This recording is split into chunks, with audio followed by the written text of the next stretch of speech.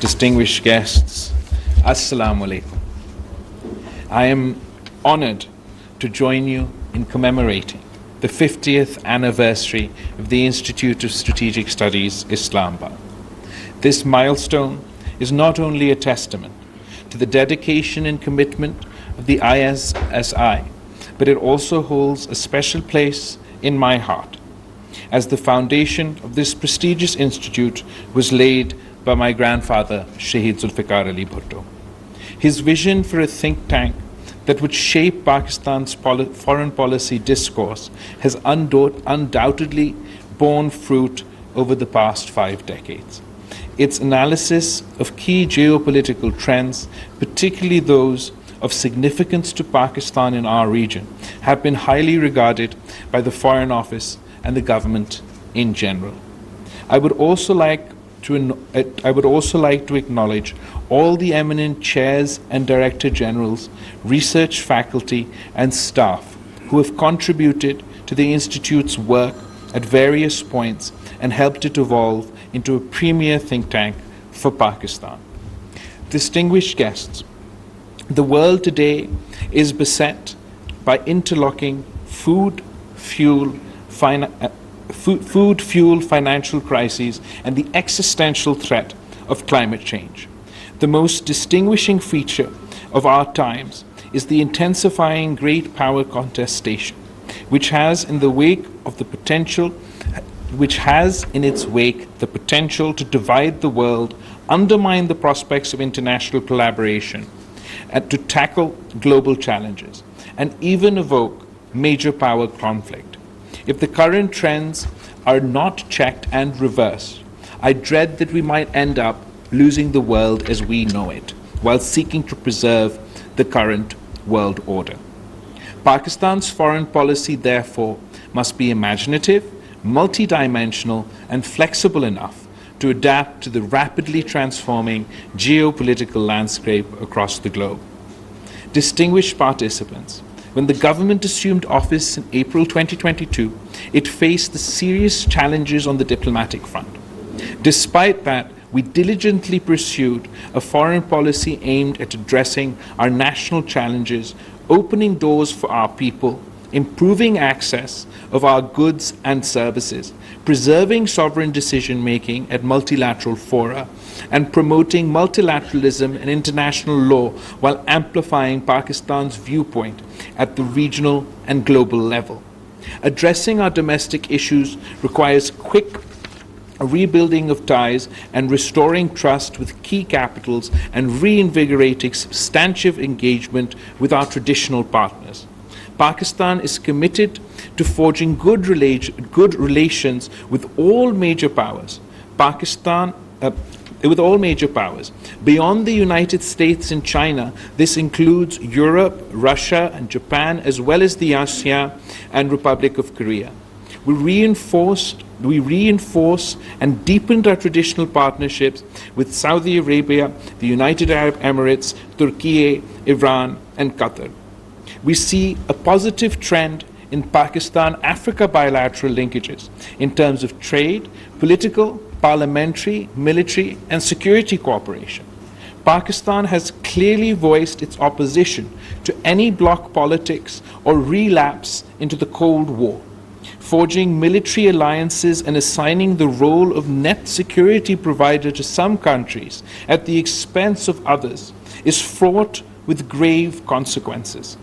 In our view, the main driver for international relations should be cooperation, not confrontation. There is everything to be gained from economic interdependence and peaceful coexistence, and everything to lose from a mindless drift into confrontation and conflict. We hope prudence will prevail and the world would step back from the precipice. The all-weather strategic cooperative partnership between Pakistan and China has been enduring and mutually beneficial over several decades. China remains a steadfast and reliable partner, and our bilateral ties continue to strengthen across myriad fields. Pakistan is fully committed to ensuring the success of the China-Pakistan Economic Corridor, which has a transformational effect as it completes its first decade this year. The China-Pakistan Economic Corridor's extension to Afghanistan and beyond further west would help significantly advance our agenda of connectivity and economic integration. There has also been positive momentum in the Pakistan-US relationship, and the new government took over when the momentum of bilateral ties had been stalled. Proactive outreach resulted in high-level visits from both sides. We are confident that de-hyphenization of relations with the United States will further contribute to strengthening our bilateral relations. With Russia, Pakistan continues to build a relationship based on trust, understanding, and close cooperation on regional and international issues of common concern. There is so much potential to be realized, across multiple sectors. As a friend of both Russia and Ukraine, we hope that there will be a move towards peaceful resolution of the ongoing conflict through dialogue and diplomacy. As Pakistan has stressed throughout, there has to be an adherence of the time-honored principles of interstate relations and the UN Charter, including respect for sovereignty and territorial integrity. Europe had forsaken war. We earnestly hoped the current drift would be reversed and a beginning would be made towards addressing mutual concerns and building sustainable peace in Europe again. As for our relationship with India is concerned, currently it is marked by an atmosphere of mistrust, primarily due to India's illegal and unilateral actions of August 2019. Pakistan is committed to having cooperative and good neighborly relations with India on the basis of mutual respect and sovereign equality.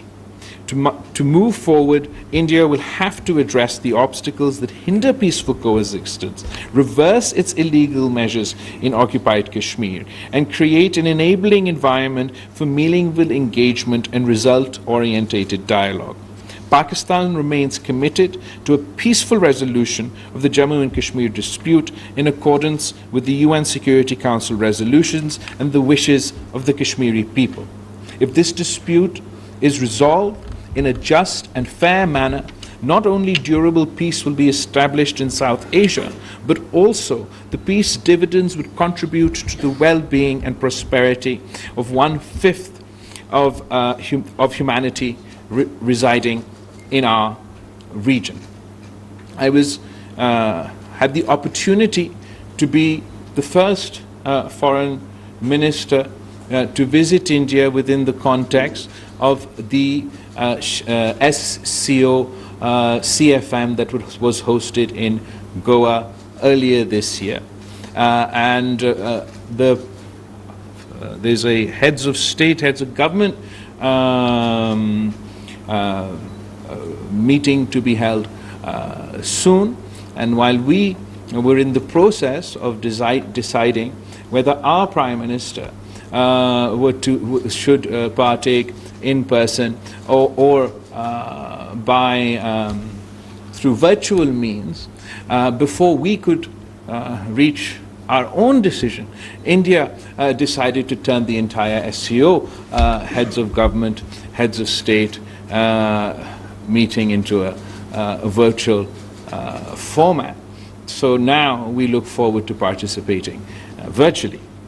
But we are committed to our engagement through multilateral organizations. We particularly are committed to regional organizations such as the SCO, and I believe Pakistan's participation, despite our bilateral issues, was a strong signal of Pakistan's commitment to the SCO and regional integration overall.